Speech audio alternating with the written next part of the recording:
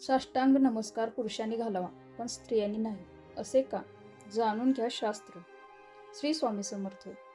नमस्काराच्या पद्धतीतून व्यक्तीचे संस्कार दिसून येतात. नमस्कार करण्यात नम्र भाव असतो.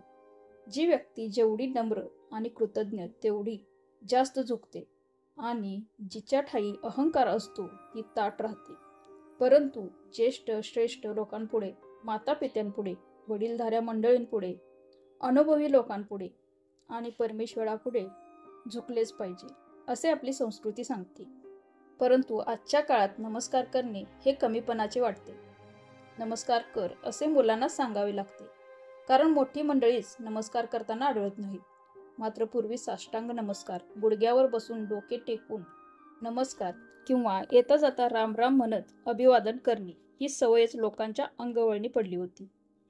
पूजेत जे षोडोपचार आहेत त्यातील नमस्कार हा एक उपचारच आहे. दोन्ही हात जोडून मस्तक नत करणे म्हणजे नमस्कार. देवदेवतांविषयी मनात असलेली श्रद्धा त्यातून प्रगट होत असते.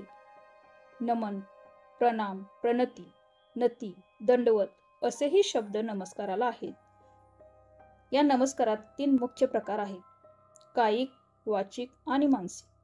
हे ते 3 प्रकार आहेत. कायिक म्हणजे साष्टांग नमस्कार होय. तिन्ही नमस्कारात हा सर्वश्रेष्ठ मानला जातो, कारण हा नमस्कार करतेवेळी हृदय, माथा, पाय, गुडघे आणि हात ही शरीराची 8ही अंगे जमिनीला टेकतात. म्हणून याला अष्टांग प्रणाम असेही म्हणतात. या अष्टांग नमस्कारामध्ये शारीरिक प्राणायामाबरोबरच मानसिक नमन किंवा प्रणाम ही अभिप्रेत असतो. सूर्याला किंवा देवांना प्रामुख्याने साष्टांग नमस्कार घालण्यात येतो. हा नमस्कार व्यायामाचाही उत्कृष्ट प्रकार आहे. मात्र स्त्रियांनी साष्टांग नमस्कार घालू नये, कारण स्त्रियांचा गर्भ आणि वक्ष जमिनीला टेकू नये हे त्यामागचे मुख्य कारण आहे. कारण जमीन अर्थात भूमी जे कार्य करते तेच स्त्री देखील करते.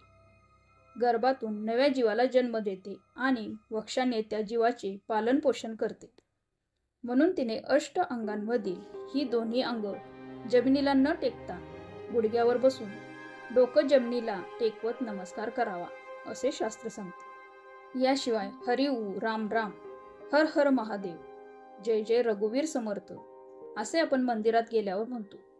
हा एक प्रकारचा वाचिक नमस्कारच आहे. विशेषतः आंघोळ करताना जुन्या पिढीतील मंडळी हर गंगे भागीरथी असे म्हणत गंगेला तर हिंदू मात्रांच्या जीवनात अनन्यसाधारण भक्तिभावनेचे स्थान आहे.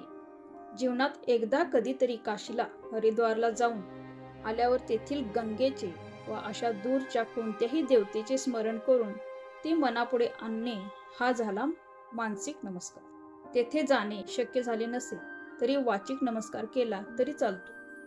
म्हणून यापुढे नमस्कार करताना कुठलीही लाज न बाळगता कायिक, वाचिक किंवा मानसिक नमस्कार अवश्य करा आणि पुढच्या पिढीवरही हा संस्कार घाला. मित्रांनो, असेच माहितीपूर्ण व्हिडिओ पाहण्यासाठी व्हिडिओला लाईक करून शेअर करा आणि चॅनेलला सबस्क्राईब करा. धन्यवाद. श्री स्वामी समर्थ.